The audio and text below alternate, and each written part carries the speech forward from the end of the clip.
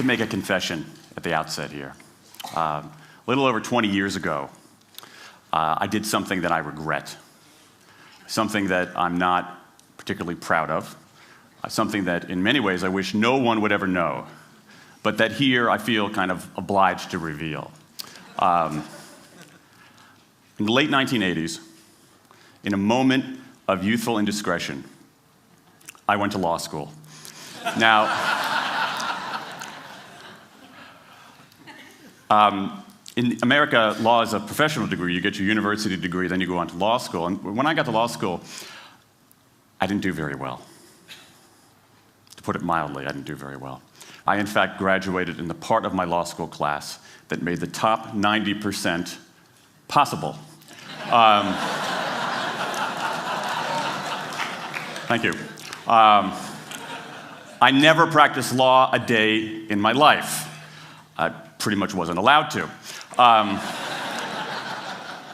But today, against my better judgment, against the advice of my own wife, I want to try to dust off some of those legal skills, what's left of those legal skills. I don't want to tell you a story. I want to make a case. I want to make a hard-headed, evidence-based, dare I say lawyerly case for rethinking how we run our businesses. So, ladies and gentlemen of the jury, take a look at this. This is called the candle problem. Some of you might have seen this before. It was created in 1945 by a psychologist named Carl Duncker. Carl Duncker created this experiment that's used in a whole variety of experiments in behavioral science. And here's how it works. Suppose I'm the experimenter. I bring you into a room. I give you a candle, some thumbtacks, and some matches. And I say to you, your job is to attach the candle to the wall so the wax doesn't drip onto the table. Now, what would you do? Many people begin trying to thumbtack the candle to the wall. Doesn't work. Some people, and I saw somebody kind of make the motion over here, some people have a great idea where they light the match, melt the side of the candle, try to adhere it to the wall. It's an awesome idea. Doesn't work. And eventually, after 5 or 10 minutes, most people figure out the solution, which you can see here. The key is to overcome what's called functional fixedness. You look at that box and you see it only as a receptacle for the tacks, but it can also have this other function as a platform for the candle. The candle problem. Now, I want to tell you about an experiment using the candle problem done by a scientist named Sam Glucksberg, who's now at Princeton University in the US. This shows the power of incentives. Here's what he did. He gathered his participants and he said, I'm going to time you how quickly you can solve this problem. To one group, he said, I'm going to time you to establish norms, averages, for how long it typically takes someone to solve this sort of problem. To the second group, he offered rewards. He said, if you're in the top 25% of the fastest times, you get $5. If you're the fastest of everyone we're testing here today, you get $20. Okay, now this is several years ago, adjusted for inflation. It's a decent sum of money for a few minutes of work. Okay, it's a nice motivator. Question, how much faster did this group solve the problem? Answer, it took them on average 3.5 minutes longer. 3.5 minutes longer. Now this makes no sense, right? I mean, I'm an American, I believe in free markets, that's not how it's supposed to work, right? If you want people to perform better, you reward them, right? Bonuses, commissions, their own reality show, incentivize them. That's how business works, but that's not happening here. You've got an incentive designed to sharpen thinking and accelerate creativity, and it does just the opposite. It dulls thinking and blocks creativity. And what's interesting about this experiment is that it's not an aberration. This has been replicated over and over and over again for nearly 40 years. These contingent motivators. If you do this, then you get that. Work in some circumstances, but for a lot of tasks, they actually either don't work or often they do harm. This is one of the most robust findings in social science and also one of the most ignored. I spent the last couple of years looking at the science of human motivation, particularly the dynamics of extrinsic motivators and intrinsic motivators. And I'm telling you, it's not even close. If you look at the science, there is a mismatch between what science knows and what business does. And what's alarming here is that our business operating system, think of the set of assumptions and protocols beneath our businesses, how we motivate people, how we apply our human resources. It's built entirely around these extrinsic motivators, around carrots and sticks. That's actually fine for many kinds of 20th century tasks. But for 21st century tasks, that mechanistic reward and punishment approach doesn't work, often doesn't work, and often does harm. Let me show you what I mean. So Glucksberg did another experiment similar to this, where he presented the problem in a slightly different way, like this up here. Okay? Attach the candle to the wall so the wax doesn't drip onto the table. Same deal. You were timing for norms. You were incentivizing. What happened this time? This time, the incentivized group kicked the other group's butt. Why? Because when the tasks are out of the box, it's pretty easy, isn't it? If-then rewards work really well for those sorts of tasks, where there's a simple set of rules and a clear destination to go to. Rewards, by their very nature, narrow our focus, concentrate the mind. That's why they work in so many cases. And so for tasks like this, a narrowed focus where you just see the goal right there, zoom straight ahead to it, they work really well. But for the real candle problem, you don't want to be looking like this. The solution's not over here. The solution's on the periphery. You want to be looking around. That reward actually narrows our focus and restricts our possibility. Let me tell you why this is so important. In Western Europe, in many parts of Asia, in North America, in Australia, white-collar workers are doing less of this kind of work and more of this kind of work. That routine, rule-based, left-brain work, certain kinds of accounting, certain kinds of financial analysis, certain kinds of computer programming, has become fairly easy to outsource, fairly easy to automate. Software can do it faster.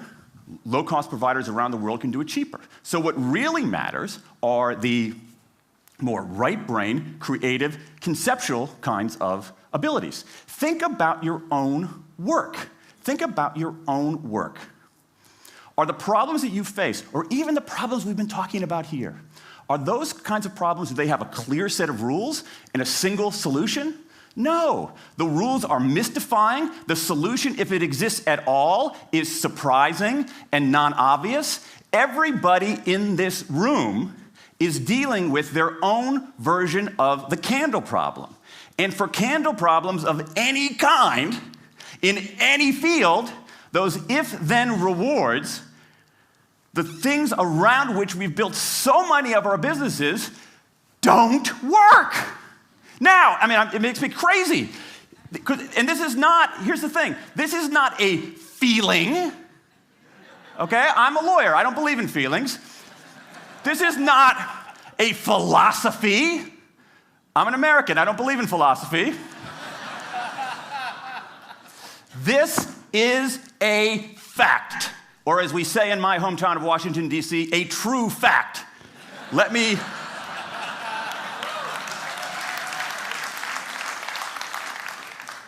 give you an example of what I mean. Let me marshal the evidence here, because I'm not telling you a story, I'm making a case, ladies and gentlemen of the jury. Some evidence. Dan Ariely, one of the great economists of our time, he and 3 colleagues did a study of some MIT students. They gave these MIT students a bunch of games that involved creativity and motor skills and concentration. And they offered them for performance 3 levels of rewards. Small reward, medium reward, large reward. Okay? Do really well, you get the large reward, on down. What happened? As long as the task involved only mechanical skill, bonuses worked as they would be expected. The higher the pay, the better the performance. Okay? But once the task called for even rudimentary cognitive skill, a larger reward led to poorer performance. Then they said, okay, let's see if there's any cultural bias here. Let's go to Madurai, India and test this. Standard of living is lower. In Madurai, a reward that's modest by North American standards is more meaningful there. Same deal. A bunch of games, 3 levels of rewards. What happens? People offered the medium level of rewards, did no better than people offered the small rewards. But this time, people offered the highest rewards. They did worst of all. In 8 of the 9 tasks we examined across 3 experiments, higher incentives led to worse performance. Is this some kind of touchy-feely socialist conspiracy going on here? No, these are economists from MIT, from Carnegie Mellon, from the University of Chicago. And do you know who sponsored this research? The Federal Reserve Bank of the United States. That's the American experience. Let's go across the pond to the London School of Economics. LSE, London School of Economics, alma mater of 11 Nobel laureates in economics. Training ground for great economic thinkers like George Soros and Friedrich Hayek and Mick Jagger. Just last month, economists at LSE looked at 51 studies of pay-for-performance plans inside of companies. Here's what the economists there said. We find that financial incentives can result in a negative impact on overall performance. There's a mismatch between what science knows and what business does. And what worries me as we stand here in the rubble of the economic collapse is that too many organizations are making their decisions, their policies about talent and people, based on assumptions that are outdated, unexamined, and rooted more in folklore than in science. And if we really want to get out of this economic mess, and if we really want high performance on those definitional tasks of the 21st century, the solution is not to do more of the wrong things, to entice people with a sweeter carrot or threaten them with a sharper stick. We need a whole new approach. The good news about all this is that the scientists who've been studying motivation have given us this new approach. It's an approach built much more around intrinsic motivation, around the desire to do things because they matter, because we like it, because they're interesting, because they're part of something important. And to my mind, that new operating system for our businesses revolves around 3 elements: autonomy, mastery, and purpose.